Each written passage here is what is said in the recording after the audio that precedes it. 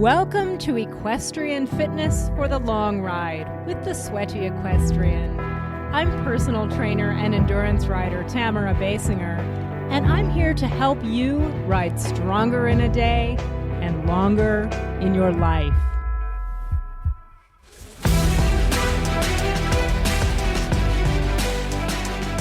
Hello. Welcome back to the podcast. I have been up to my eyeballs this week in trying to figure out what I am doing wrong with glue-on shoes for my horses.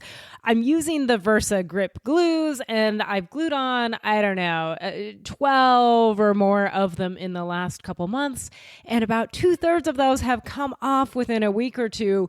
So I've been on the phone with Easy Care this morning. They make the Versa Grip glues, and I love these shoes. I love how easy they are to put on, but lately I have been trouble with them staying on. So they were super helpful in getting a farrier on the phone with me to walk through the process of preparing the hooves and making sure that the shoes that I have are the right fit for the horse, and trying to troubleshoot what the heck I am doing wrong so that the shoes will stay on my horses. So I haven't had a chance to go out and apply it yet. Basically, what we think is that maybe I'm just not getting the hoof dry enough first. It sounds like I'm doing everything else right, but I wasn't doing a lot of drying of the hoof. So anyway, that's my little adventure lately. Stay tuned. I will be gluing more shoes very soon, and we'll see if they stay on. I hope they do. Fingers crossed. Anyway, I'm also super busy designing the workouts for the Stable in the Saddle Challenge, which is coming up in June. And that's fun because this challenge in particular is really focused on rider balance and symmetry. So we're going to be doing lots of interesting stuff that most riders won't have tried before, but it's super easy to learn, and it's really effective to do in the limited time that we have during the busy summer. So I'm pulling that together in the way where you can get, the most benefit for your riding in a minimal amount of time while having some fun and community around it. And I think that's important for keeping us consistent working out during the summer, because we are so busy and we're so preoccupied with our horses, but we still need to stay on top of our own fitness too. And maybe this is a familiar struggle for you. Do you ever feel kind of dissatisfied with where you are in your rider fitness journey or commitment? I think a lot of us sit around wishing that we were that super fit rider who seems to have it all together. But the reality is that we haven't made it to the gym in, can't remember exactly. It was a while ago, right? But guess what? You are normal. Pretty much all riders go through phases when it comes to their fitness focus. And knowing what those phases are and how to respond to them can be really helpful in bridging that gap between where you are now and where you would like to be. So today I thought we would talk about the 5 phases of rider fitness, and I will bet that you can find yourself in one of them. You've probably experienced more than one, but see if you can figure out where you are right now. Are you ready? Okay, here are the 5 phases of rider fitness. Phase 1 is, I don't need that. Phase 2 is, okay, I do need that, but I don't know how to get it. Phase 3 is, I know how to get it now, but I struggle to follow through and be consistent. Phase 4 is, hey, I'm getting results and it makes me want to keep going. And phase 5 is, I actually enjoy this. It's become a part of who I am. Now, a lot of us wish that we were in phase 5, where that rider fitness commitment feels comfortable and even enjoyable, and we're seeing that it makes a difference for us. But sometimes, let's face it, that feels impossible. And instead, we feel stuck in phase 2 or phase 3, where we're either confused about what to do to get fit, or we have a hard time sticking with the plan that we thought we had. And that can be super discouraging. And you might feel like, that gap between wherever you are and that magical phase 5 state is just too big to cross. So what I want to give you today is some encouragement. And there are two pieces to this. First of all, I want to reassure you that this struggle is totally normal. Everyone goes through these phases, and often repeatedly at different times of life. Even professional athletes and fitness trainers do not stay in that blissful phase 5 all the time. It is not uncommon for even the pros to go through seasons of not really feeling like doing their workouts or just hanging in the routine because, frankly, they need to for the results, or in some cases for the paycheck, right? Or getting a little hit or miss for a while, or even dipping into phase 2. That's the confusion one, where they have to figure out how to rethink their nutrition and fitness because something has changed and the old way isn't working like it used to. Menopause is a common reason for that. Injury is another one, or lifestyle changes, like maybe you have a longer commute now and you can't do as long of workouts. There are all sorts of things that make us go back to phase 2 and figure it out again. But here's another piece of good news. Almost nobody magically leaps from phase 1 to phase 5. You don't have to go from that rider fitness doesn't apply to me phase to I'm a happy gym rat in order to make substantial change to your fitness and your health and your riding. So it's normal to be in different phases at different times. You are not failing. You are being human and you are learning. But you also want to be better, I get that, and you want to stay in those more enjoyable phases more of the time. So let's go through the 5 phases of rider fitness one by one and think of each of them as just a stepping stone to the next. I'll give you some tips that you can use to start bumping up to the next phase whenever you're ready. So phase 1 is the I don't need that phase. I don't need to pursue rider fitness. Now, since you are listening to this podcast, this is probably not you. But maybe you're stuck in a car with someone who is making you listen, or you stumbled upon this episode and you're just about to turn it off, but you haven't quite gotten around to it yet. So if you're this rider in phase 1, you're the rider who believes that you don't need to work out for whatever reason.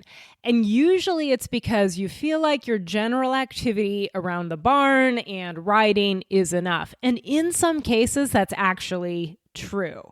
Some people really do enough extended and varied general physical activity around the farm that it truly is adequate for this time in their life. But almost all of us would benefit from some targeted exercise for one or more of several reasons. First of all, most of us need to actively counteract the imbalances that come from repetitive movement patterns. This is anything from always sliding into the driver's seat and out and in and out. We're using one side of our body in a way that we're not using the other side.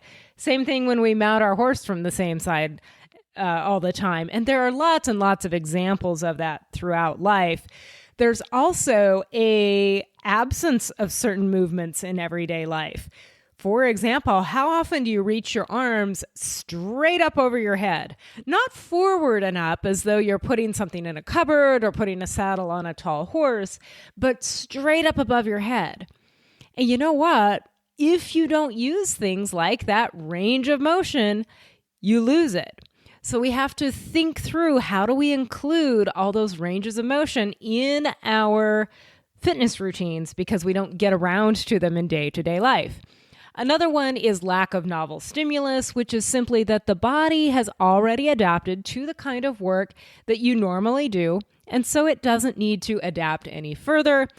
And finally, we all decline with age, right? And you've probably heard me talk before about how we need to climb as high as we can and consistently as we can with our fitness early in life, because that gives us more room for the inevitable decline before we reach a point where we can't do the things we want to do with our horses anymore. So if you are in this phase, my recommendation to you is that you simply start noticing whether or not you are really satisfied with your body's performance, if there are any changes or pains or compensations you wish weren't there, if you would like to be a bit stronger or fatigue less easily, just let yourself be curious for now about the way things are and the way they could be.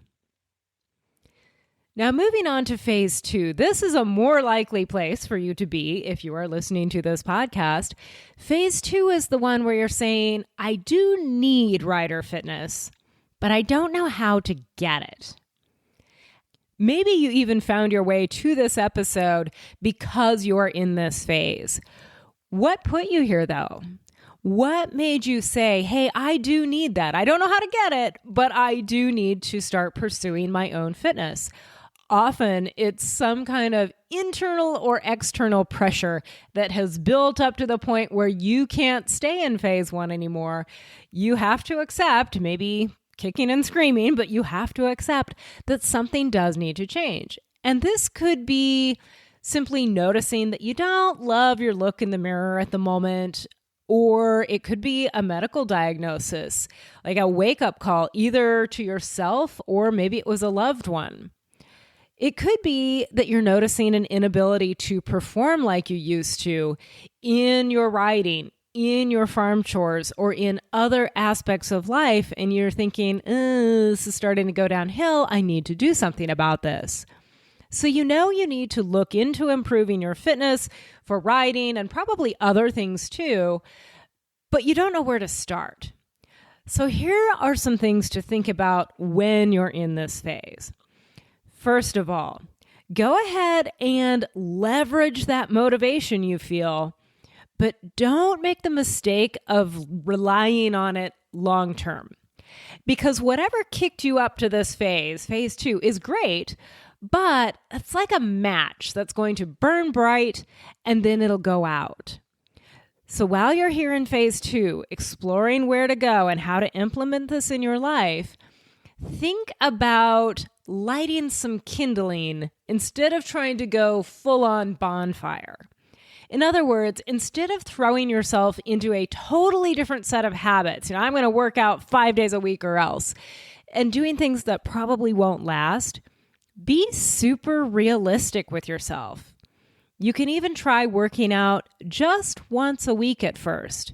Or maybe change one thing about your nutrition, like making your own lunch instead of eating out. Let the small adjustments solidify and then add more. So what about the not knowing what to do piece? Like, you want to get fit, but there's so much out there and yet you don't know what applies to you and how to apply it. It's okay at first to just let curiosity be your guide. Go ahead and check out some YouTube videos or join a friend at her gym and see what appeals to you. See what you find attractive and interesting and doable. But do that with an eye to settling on a consistent, intentional fitness program pretty early on, because that's going to be important as you move into phase 3, which we'll talk about in a minute. So this intentional, consistent program could be with professional one-on-one guidance, like a personal trainer or maybe a group sort of coaching situation, or you can find a good online program. But either way, you're going to get better outcomes if you don't just take I call it the dartboard approach, by doing random workouts here and there, just whatever catches your attention on a given day. That's an okay place to start and just be curious, but approach with a goal of finding something that is a attractive, consistent program for you. And something else to bear in mind as you choose where you're going, you are going to get the most bang for your buck with resistance training, also known as strength training. Even one well-designed strength training workout per week, especially when you're new to it, is going to get you better results than any other kind of workout. So I would say look there first. Okay, let's talk about phase 3. Say that you have chosen a fitness program that you like and it makes sense to you. And ideally, it's focused primarily on building muscle and strength at a level that's appropriate. And now you have hit that point where your initial flare of motivation, that match, starts to fade. The bright little match has gone out, and either we're going to tend to that little pile of kindling or we're going to quit altogether. And who of us hasn't been there with something? Maybe it was fitness, maybe it was something else, but we have all been there. We get busy. Schedule interruptions happen. Our old habits creep back in. The workouts aren't as novel anymore. They're not as exciting. Or maybe you step on the scale and nothing has changed yet because it's too soon and you get discouraged. This is where most riders give up. Or they kind of circle this drain for a long time, starting and stopping and starting and stopping and getting really down on themselves and frustrated. And here's where it pays to remember, you are normal. This pattern is not a moral failing, and your value does not hang on whether or not you work out regularly. Our members inside the Sweaty Equestrian have all heard me say over and over, fitness is not a moral issue. It's simply choices and consequences. And you can support the choices that lead to the consequences you want in some really intentional ways. Here are a few of them. If you're struggling here in phase 3, where you know what your program is, but you're having trouble actually doing it, try these things. First off, at the beginning of every week, calendar your workouts and keep them like any other appointment. If you had a dentist appointment on your calendar, you would almost certainly get there, right? If you had a meeting with your boss on your calendar, you would get there, wouldn't you? So calendar your workouts and keep those just like you would any other appointment. Also, commit in public. There is something to be said for peer pressure and for just, I guess I want to call it honor, sticking to our word. I said I was going to go to the gym 3 times a week at 3 p.m. or whatever. And so I'm going to do it because I announced publicly that I was going to do it and I'm going to follow through. You can also leverage this further by picking a community that will hold you accountable. This is one of the things that the Sweaty Equestrian members like best, especially during our rider fitness challenges like the Stable in the Saddle challenge that's coming up. We take on a specific challenge together for a specific period of time, and we all work together on it and encourage each other to stay the course. So you can look for that kind of group. It can be in a local gym. It can be in an online challenge or a course or different kinds of online groups and communities. It can be just a small group of friends. Maybe you've got some fellow riders who are also in this place with you and want to say, okay, we're going to make a commitment and we're going to do it and we're all going to show up and we're going to hold each other accountable. Whatever that looks like for you, find that community of people who aren't going to accept your excuses. Also, I like to say swim in the sea of who you want to be. And what I mean by that is fill your brain, fill your inputs with the things that remind you of your rider fitness commitment in a positive way. Follow the social media that inspires you, that doesn't nag you. We don't want an overload of, if I can't do these 6 million healthy things, then I might as well just give up. But rather, follow the kind that makes you feel inspired and just continue to be interested in your rider fitness. Subscribe to my newsletter for that weekly boost. Read books. Listen to podcasts that keep you in that pro fitness mindset. It's just swimming in the sea of who you want to be, keeping it top of mind so that you don't just get distracted by other things and let it fizzle. Now, believe it or not, although you may not love this phase 3, where it's a struggle to keep going and make it happen. Nobody loves that. But guess what? This is where the magic happens. This is where you build the skills and the strategies and the discipline and the support structures that feed the kindling and build it into a respectable campfire. We all drop back to phase 3 from time to time, all of us. But it is so important to realize that this is just the low part in a cycle. When we push through, we will come around again to the fun and easy and motivated feeling. You see, being in a struggle doesn't mean that you're failing. It just means you're undergoing the discomfort of transformation. The struggle is actually a sign of progress. Sometimes just letting go of that self-criticism and negativity around exercise is all it takes to free you up to say, okay, even though I don't really exactly feel like working out today, I'm choosing to do it anyway because I want the good consequences. And that's how you get to phase 4. As you find a way to make those consistent choices, you will see the results. And this is where you realize that you're not fighting to keep your leg in position on your horse anymore. You're not getting fatigued and out of breath from cantering. You can run without stopping or do a standard push-up or drop a clothing size. Whatever it is, guess what it does? It makes you want to keep going. Bang, there's our motivation again. And we're really throwing logs on the fire now.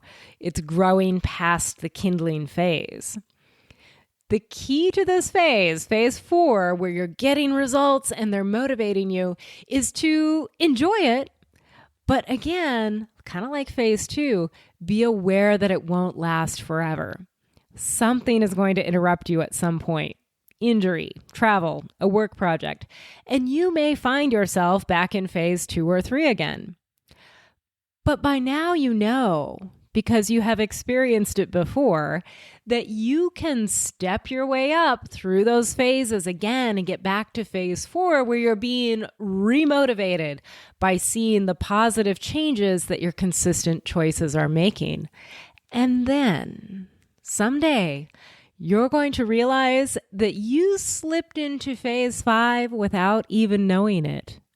Phase 5 is where you discover that you actually enjoy the process of getting fitter. And not only that, but being a fitness-focused rider has become part of your identity. It's become who you are.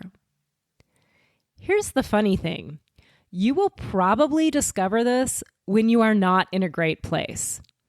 Maybe you'll be struggling with interruptions or boredom or inconsistency.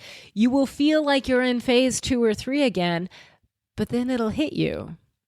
There's something new inside, a kind of draw or pull that won't let you give up or let go, like an itch that won't stop until you scratch it. This isn't me, you'll say to the person who has skipped another workout. I am not cool with this choice.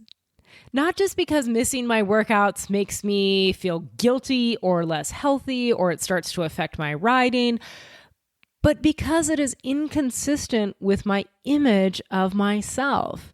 I am a rider who stays fit and takes care of my health.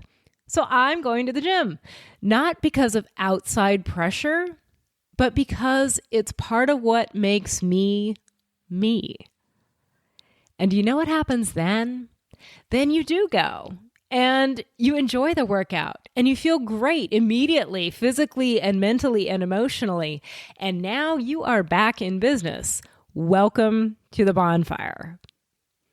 I hope that somewhere in there you spotted yourself without judgment, just with an eye to what is real for you right now and how you might change it if you want to change it. If you're in phase 2, where you need to build your rider fitness, but you don't know how, or that sticky phase 3, where you need some community coaching and support to keep your kindling kindled, come find me at thesweatyequestrian.com. Sign up for the free newsletter. I would love to help you out because I know that you absolutely can ride stronger in a day and longer in your life. Want to get more sweaty? Subscribe to my newsletter at thesweatyequestrian.com/newsletter. And remember, you have what it takes to be a full athletic partner for your horse. Saddle up strong.